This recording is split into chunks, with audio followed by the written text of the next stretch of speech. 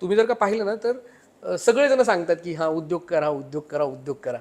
तो उद्योग करा म्हणजे कसं करा, त्यांना जे गायडन्स लागतो तो नाही मिळत ना. म्हणजे साधा कॅश फ्लो, आता समजा माझं इंजिनिअरिंग झालंय तर इंजिनिअरिंग झाले म्हणजे मी काय उद्योजक होण्याच्या लायकीचा नाही होत. बरोबर. मला कॅश फ्लो कळायला पाहिजे, मला ह्युमन रिलेशन्स कळायला पाहिजेत, मला लायझनिंग कळायला पाहिजे, मला बाकीच्या इन्फ्रास्ट्रक्चर नक्की कसं मॅनेज होतं ते कळायला पाहिजे. आणि हे सगळं असताना मला प्रेशर कसं मॅनेज करायचं हे सगळ्याचं सगळ्यात बेसिक. ही गोष्ट कळायला पाहिजे. तर आपल्याकडे ते होत नाही. आणि आपल्याकडे कसं होतं की सहसा मराठी माणूस हा थोडासा कुठेतरी अडकला किंवा फेल झाला की मग आपल्याला दुश्मनाची गरज नाही राहत, मग आपल्याला पुरतात. बरोबर. सो तो एक आपण कुठेतरी ती खेकडा वृत्ती सोडली पाहिजे की आपण लोकांना एकमेकांना सपोर्ट करायला शिकलं पाहिजे की हा करतोय काहीतरी, समजा थोडासा फेल झालाय तर आपण त्याला आपल्या इकोसिस्टममध्ये घेऊ, आपण त्याला सपोर्ट देऊ. तर आपण ते कुशन द्यायचं काम केलं पाहिजे.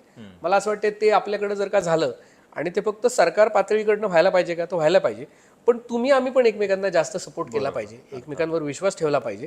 आणि जर का कुठे चुकलं तर लगेच थेट त्याला दोषी ठरवण्यापेक्षा थोडंसं त्याला आपण अजून चान्स दिला पाहिजे. सो फेल्युअर ॲक्सेप्ट करण्याची जी गोष्ट आहे ना ती आपल्या समाजात वाढीला लागली की मग उद्योग पण वाढीला लागतील, पैसे पण येतील. पण थोडंसं फेल्युअर ॲक्सेप्ट करण्याचा जो एक आपला DNA आहे तो थोडासा बदलायची गरज आहे. आपण मराठी माणसं तसे थोडेसे पहिल्यापासून लढाया आणि आपल्या तो एक लढाऊ वृत्ती आहे, आपल्या फार जिव्हारी लागतं, फार जिव्हारी लागतं. सो मला असं वाटतं की आपण ते थोडंसं ते शिकलं की कशा पद्धतीने आपण फेल्युअरला हँडल करू शकतो, कशा पद्धतीने आपण लोकांना त्यांच्या प्रॉब्लेम्समध्ये थोडंसं मदत करू शकतो. तर तो खेकडा वृत्ती आपण सोडली तर बऱ्यापैकी आपण पुढे जाऊ.